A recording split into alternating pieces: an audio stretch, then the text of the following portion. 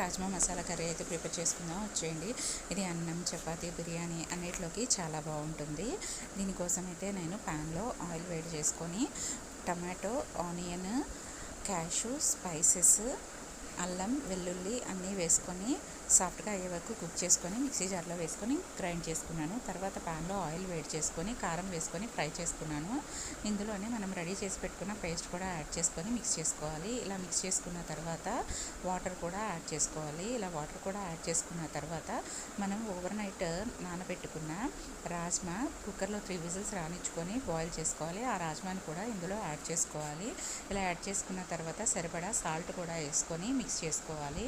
ఇలా మిక్స్ చేసుకున్న తర్వాత కొంచెం సేపు కుక్ చేసుకోవాలి. ఇలా కుక్ చేసుకున్న తర్వాత మనం ఇందులో కసూరి మేతి కూడా యాడ్ చేసుకోవాలి. మంచి ఫ్లేవర్ వస్తుంది. ఇలా కసూరి మేతి కూడా యాడ్ చేసుకున్న తర్వాత మిక్స్ చేసుకోవాలి. అంతే మనకి టేస్టీ అయిన రాజ్మా కర్రీ అయితే రెడీ అయిపోతుంది. రాజ్మాలో మంచి ప్రోటీన్ ఉంటుంది. మీకు ఈ వీడియో నచ్చితే ప్లీజ్ సబ్స్క్రైబ్.